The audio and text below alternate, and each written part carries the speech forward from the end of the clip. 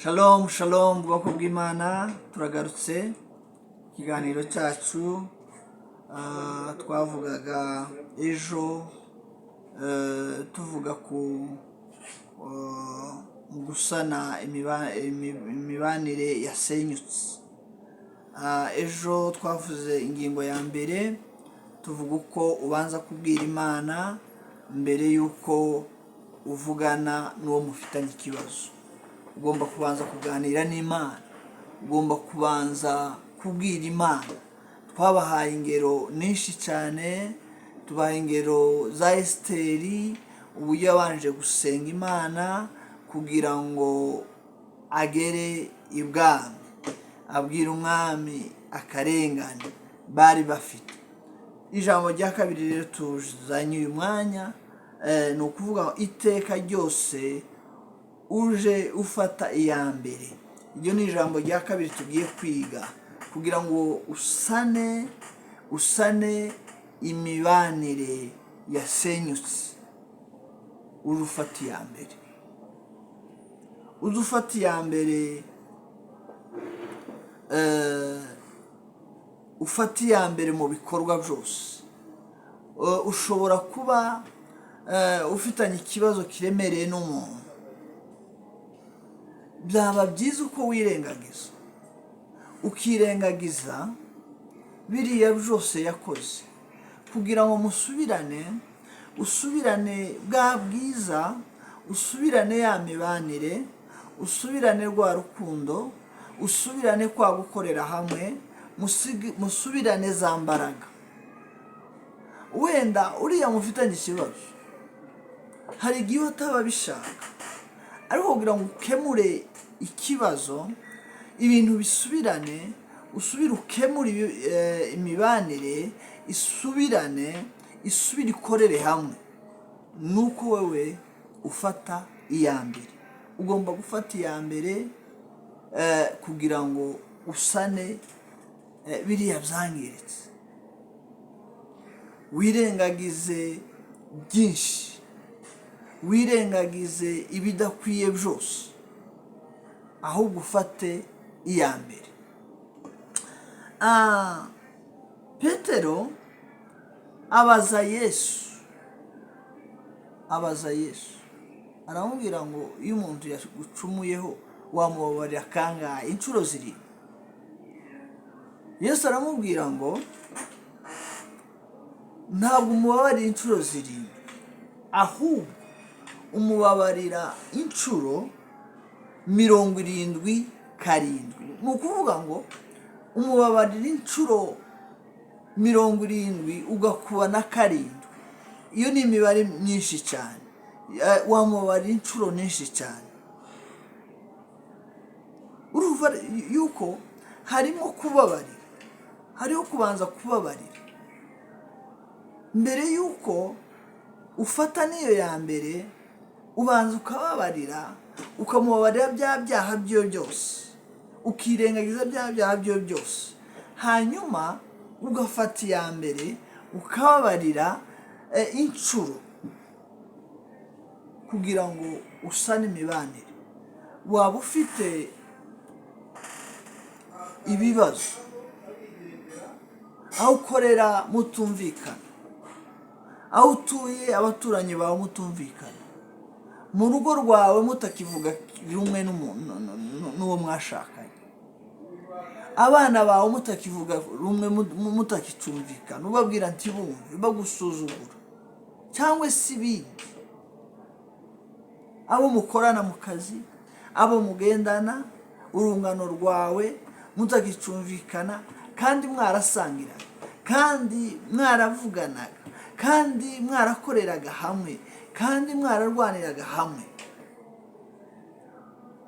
ariko kuri uyu munsi ntabwo mukicumvikanye. Ikizagusaba ni kimwe. Icya mbere ni uko wakwirengagiza ugafata iya mbere, akaba ari we wishiraho, bijya byose, hanyuma ugasana imibanire.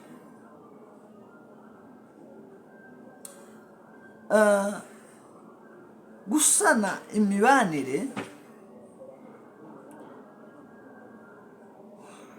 icyaha. Yesu bamuzaniye uriya mugore wasambanye, abafarisayo baramuzana baravuga ati uyu, kandi mu mategeko umuntu wasambanaga bamwicisha amabuye, bakamutera amabuye. Bamaze kumuzanira Yesu arababwira ngo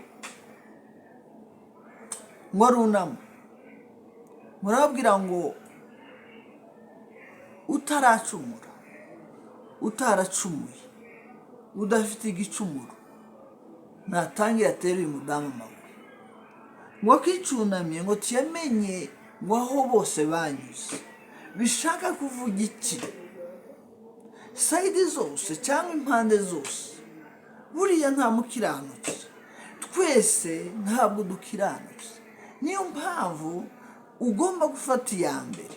Ushobora kwibwira cyane ngo wowe urakiranutse, ukibwira ngo wowe uri muzima, ukibwira ngo wowe ngo uruhande rwawe urimo ngo uri umunyakuri, ariko ntabwo ariko. Icyiza icyo wafata ni uko wafata iya mbere, ukabanza ukisuzuma, ukabanza ukireba, ukabanza nawe uruhande rwawe ugashaka ibifite inyungu. Gutandukana nta nyungu, ahubwo guhura n'imbaraga zifite inyungu. Kugira abantu benshi, kugira inshuti, kugira umuryango mwiza wumvikanye, kuvugira hamwe, gukorera hamwe, urukundo, ubumwe n'imbaraga, kandi ni byiza, bifite umumaro. Rero bisaba uko dusana biriya byose byacu byasenyutse. Wewe rugo rwasenyutse cyangwa ruri gusenyuka nonaha, kandi kenshi mupfa akantu gatoya. Hari abo batubwiye ejo bundi ngo bapfuye ngo korogate umwe ngo yarayikandaga akayikandira hasi, undi ngo akayikandira hejuru. Noneho uyikanda neza akamubwira ati uzi ukanda korogate neza, undi akabikora uko yumva gusa, ngo icyo kintu kirabakoroganisha. Ako ni aka example gatoya. Ni ukuri byo mupfa, aho mutandukanira, impamvu mwatandukanye, impamvu mwasenye, impamvu mutakiri umwe, impamvu mutagifite rwa rukundo rwa kera rwa fiyansaye. Wamuhamagaraga amasaha 5, ariko ubu nta saha n'imwe ukimuhamagara. Wamuzaniraga impano zitandukanye, uyu mwanya nta mpano n'imwe ukimuzanira. Why? Hari icyahindutse, hari icyahindutse. There is something changed. Hari icyahindutse aho. Icyo kintu rero nicyo mugomba gusana. Mugarure bya bihe byanyu bya kera, mugarure bya bihe byanyu by'urukundo, mugarure bya bihe byanyu byo gufashanya. Guys, abo mukorana, hari abo mukorana mutakivugana, hari abo mukorana mutakivuga rumwe, hari abo mujyana, hari abo musengana mutakivuga rumwe, hari abo musengana mwakoroganye, mufitanye amatiku, mufitanye ibibazo, mufitanye, umwe akavuga undi uko ashaka, undi akakorera undi ibyo ashaka. Ariko ni byiza uko gusana imibanire.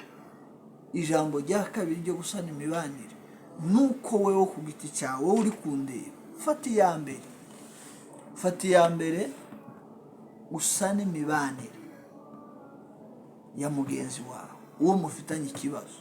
Simuzi, ashobora kuba ari umugore wawe, ashobora kuba ari umuturanyi wawe, ashobora kuba ari uwo mukorana, ashobora kuba ari uwo mwigana, ashobora kuba ari inshuti zawe, muririmbana muri korari cyangwa se kuto. Ariko mugomba gukemura, gusana bya bihe byanyu, bijya byase, bijya mutagikora nka kujya mbere, kujya gusangira mwasangiraga, kujya gukorera hamwe mwakoreraga hamwe, ubu ntimugikorera hamwe. Kandi izo ni imbaraga, izo ni imbaraga. Hari igihe akenshi twebwe tureba bagenzi bacu, ariko ijambo ry'Imana riravuga ngo banza ukure umugogo uri mu jisho ryawe ubone gutokora agatokozwa gatoya kari muri mugenzi wawe. Niyo twavuze bazanira Yesu uriya mugore wasambaye, bose bari bashaka kumutera amabuye, ariko arababwira ngo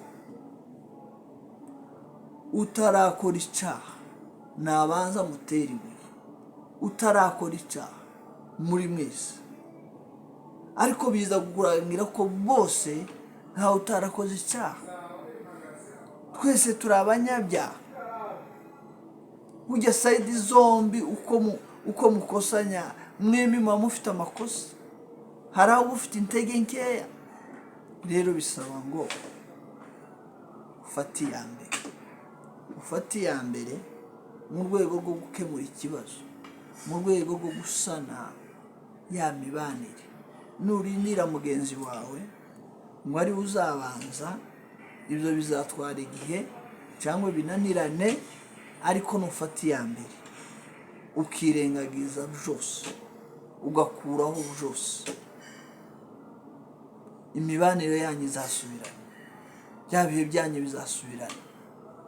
Mwebwe abashakanye muzasubirana, musubire muri bya bihe bya kera.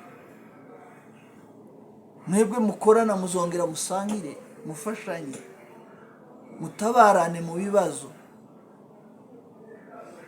cyangwa se mwishimane no mu byishimo, kuko muri umwe, kuko muvuga kimwe.